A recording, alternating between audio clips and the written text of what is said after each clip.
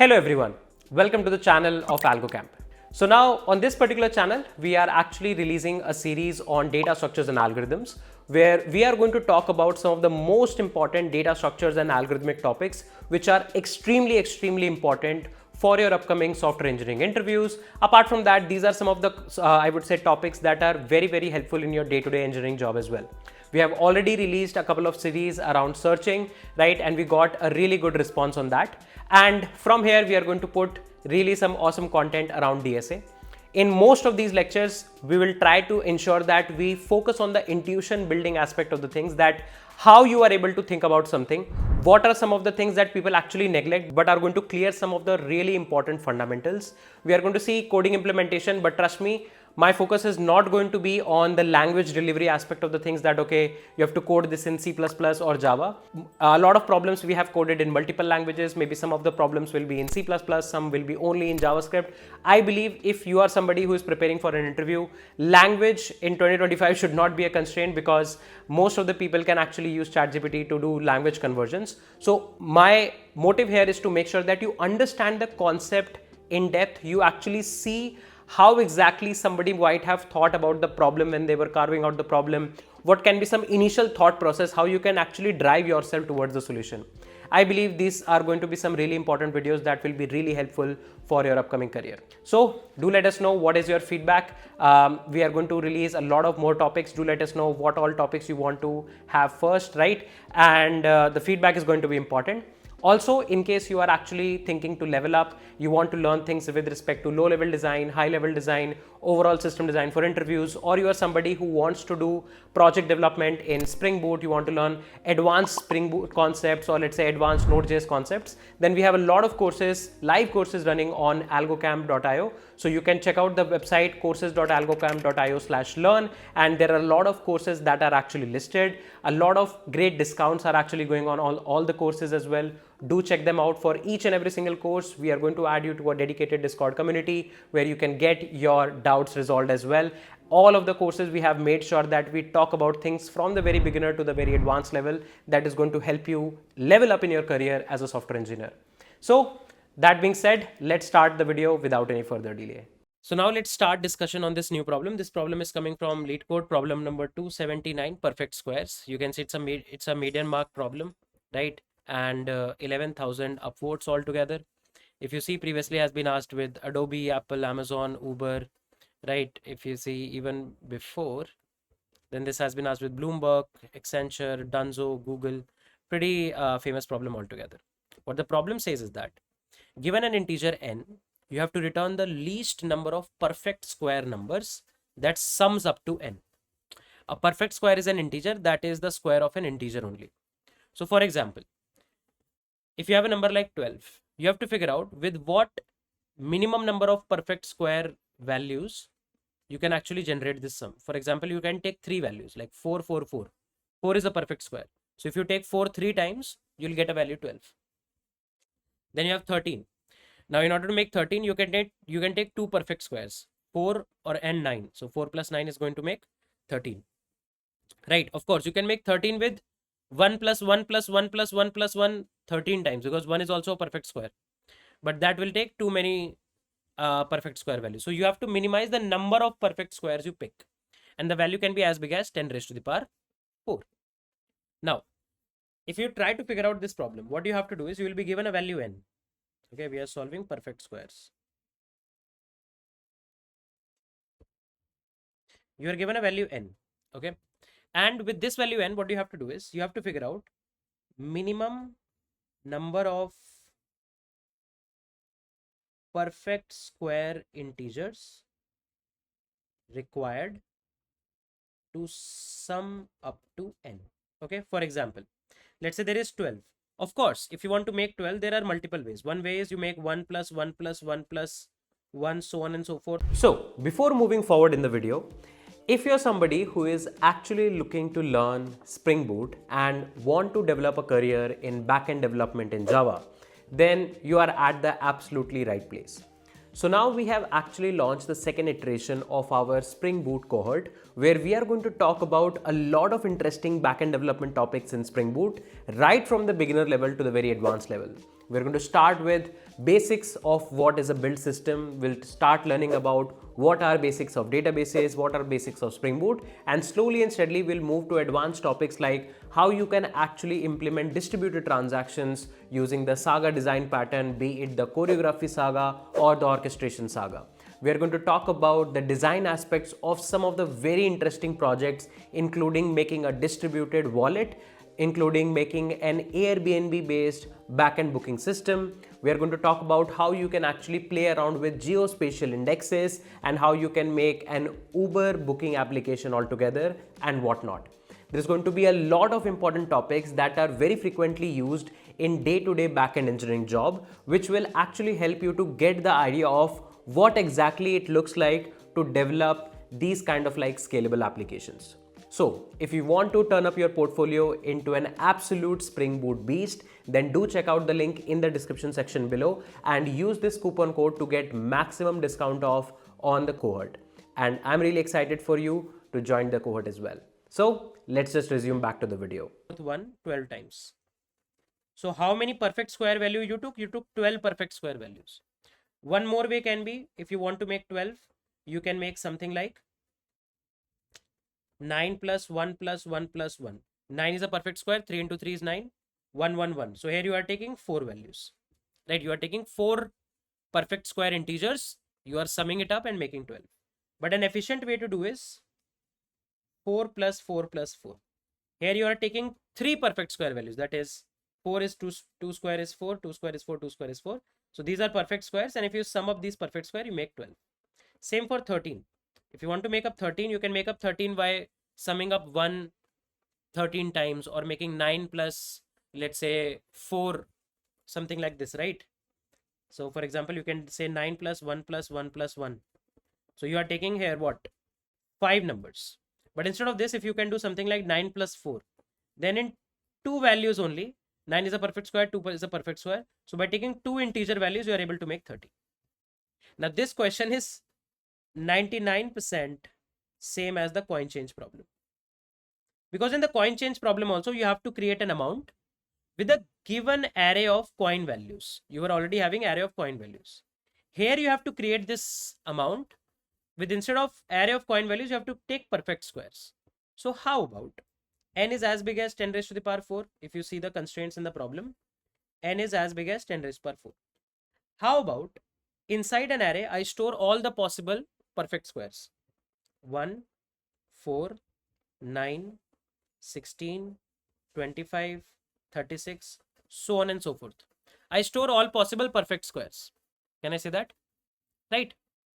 And then I use this array as a coins array. Let's say I use this array as a coins array and try to apply the same coin change problem. In this case, an interesting fact that you will find is you will be able to almost make the solution every time, right? Because at least 1 plus 1 plus 1 will be there. In coin change problem, there was a case that there can be a situation where you are not able to make the answer, then you have to return -1. Here it will never be a case that you are not able to make an answer, because 1 is always going to be part of the coins array and 1 can definitely sum up to make any value. So -1 like situation will never come. Can I say that? In the coin change problem, there can be a case that coin array has never a value 1. It can have a value like, for example, the amount you have to make is 3, coin is just 2. So it will not make it up.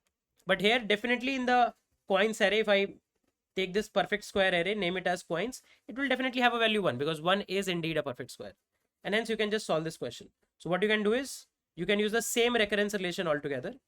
And like, I'll be just copy pasting the code in front of you. But if I want to write a recurrence relation altogether, what you can do is, you can also name this array as perfect square, pf square. Okay. And I'll say f of n is equals to, now 1 plus minimum of f of n minus perfect square at I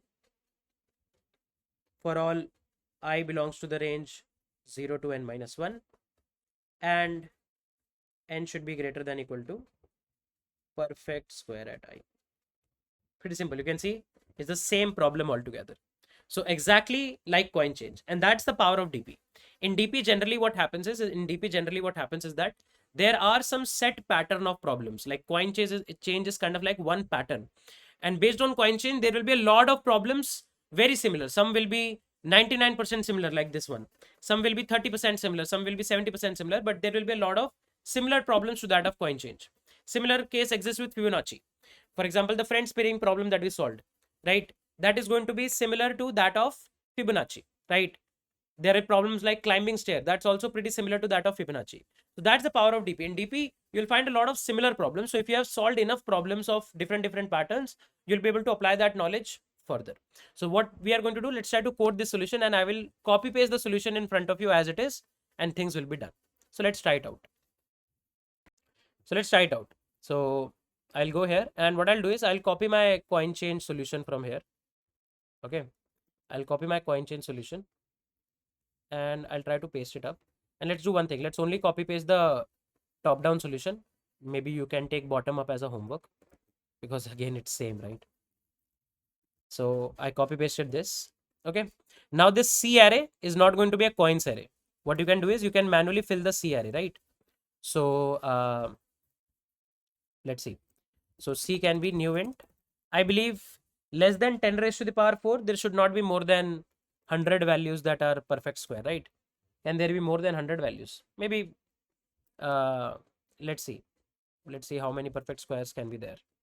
So if there is a website called as OEIS. OEIS is Online Encyclopedia for Integer Sequences. Okay, so here if you open this encyclopedia, you can write a sequence and it will tell you what is this sequence all about, and generally it is able to figure out every sequence. For example, if I say 1 4 9 16 25 36, it will automatically figure out that this is the sequence of perfect squares. Can you see? This is the sequence of squares. Now let's see how many squares can be there less than 10 raised to the power 4. This is 10 raised to the power 3, right? So this is definitely less than 100. And if I make more, or maybe I can write a quick code for it in order to check. Okay, so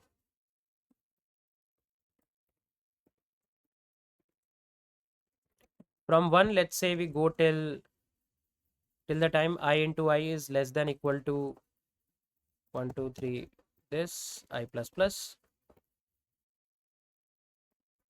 Okay, we'll say C dot push I into I.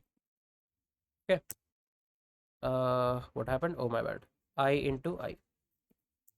Okay, so you can see if I see the value of C dot length, you can see there are 100 values only. I just assume there will be approximately 100 and there are 100 values only.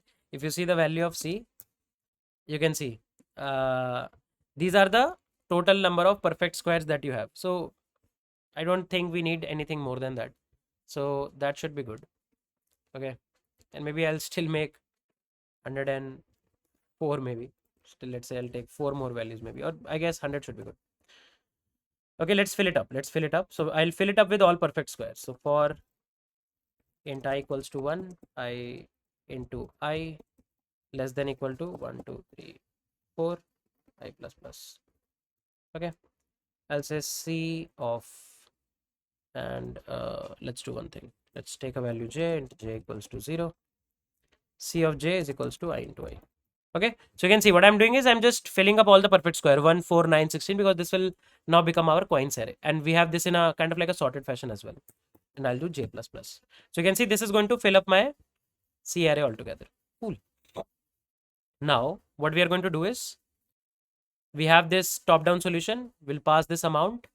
Now this amount, if it is less than 0, will return max infinity.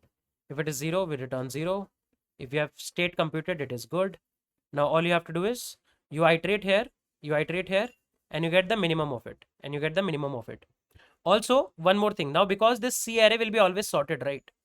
At any point of time, if we realize that C of I is greater than the amount, just think about it. If the amount is, let's say, 100 and the value you reach at 121, then after 121 all the values are greater than 100. So you can just break the loop. Just a small optimization you can do. Okay, and yep, if this is still infinity, I'll put infinity, and otherwise I'll put 1 plus answer. This looks good. And I'll just take the value from here. Okay, it's never going to be -1, so I'll just return answer for now. Let's try it out. If I run the code, let's see. Oh, sorry, my bad. There should be n, right? This should be n, and this should be f.